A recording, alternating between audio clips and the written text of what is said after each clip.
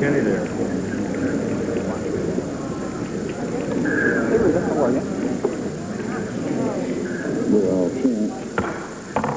Committee will come to order, and I've called this hearing of the full Committee on Judiciary to examine the events surrounding the standoff between federal law enforcement agencies and members of the Branch Davidian cult near Waco, Texas. As the members well know, hearings at the full committee level are rare enough an occurrence to be called extraordinary, and I believe that the subject matter of today's hearing is appropriate for such extraordinary treatment because it cuts across multiple aspects of the committee's broad jurisdiction over law enforcement activities. While speculative and contradictory theories have abounded, it is only in the past few days that on-site forensic teams have begun to draw a number of tentative conclusions based on scientific observation and testing.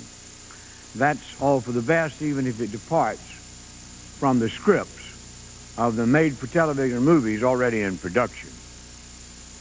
The basic chronology of events related to the standoff and its fiery conclusion can be stated succinctly. On February 28th, after an extensive investigation and pursuant to legal process, a team of agents from the Treasury Department's Bureau of Alcohol, Tobacco, and Firearms raided the heavily armed compound, then under control of cult leader calling himself David Koresh, in order to serve warrants for federal weapons violations. The raid turned into a fierce gun battle that left 4 BATF agents dead, 15 wounded, and 6 cult members dead.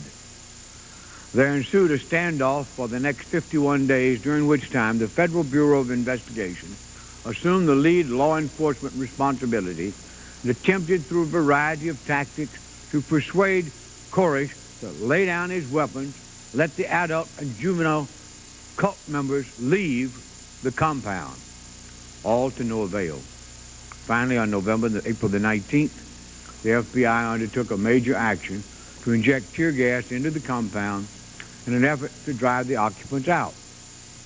The effort failed. Instead, Koresh and more than 80 of his followers died as a raging fire consumed all the compound's buildings in a few short minutes. However, establishing the baseline chronology of events is not the sole purpose for being here today.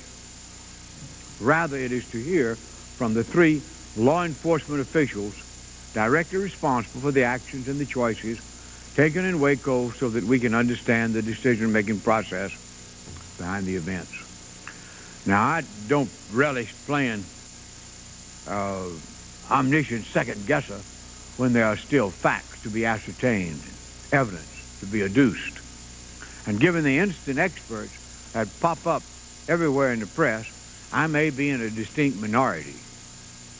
What I care about is whether we have a place in our federal enforcement agencies the capability and, yes, the creativity to deal with the increasingly disturbing situation of terrorism, whether in the high office towers of our urban centers or in small entrenched pockets of alienated citizens who operate separate and apart from a larger society. If such groups, whether they're called cults or not, pose a direct physical and violent threat to their own members or to others in society, then their operations cannot be ignored or justified through invocations to the great American tradition of the right of each citizen to be left alone. Oliver Wendell Holmes declared, the essence of a free society is indeed the right to be let alone, but not at the expense of the social compact which allows all of us as Americans to live together based on the values we share together. What this committee and the public need to know is how in a difficult situation of dealing with Branch Davidian cult did our agencies perform, and how they processed signals, other information such as it was from this man Koresh, whether they developed alternative plans of action, how they negotiated, how they prepared, how they implemented, decisions that were made. The verdict on David Koresh's methods and aims can already be read in the Gallup polls. We're here to seek answers to weightier questions. I'm delighted our three leading law enforcement officials have made themselves available to the committee. And now I would just like to offer several notes of caution about testimony we're going to hear today. First, the investigations of both the decision-making process and the events of last Monday are at a very preliminary stage. It may well be that the answers to many of our questions will have to wait until completion of the forensic examination or the internal review of the Treasury and Justice Department's activities that the President has ordered.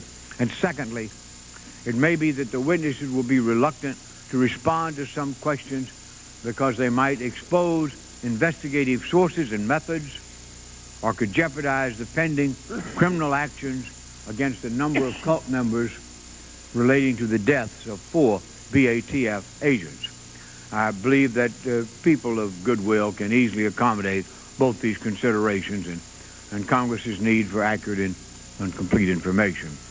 We're participating in an important proceeding today, and to permit all members to have the chance to question our witnesses, I feel compelled to limit oral opening statements to the ranking minority members of the full committee and the chairman and the ranking minority members of the 2 subcommittees with major jurisdictions over the issues under discussion.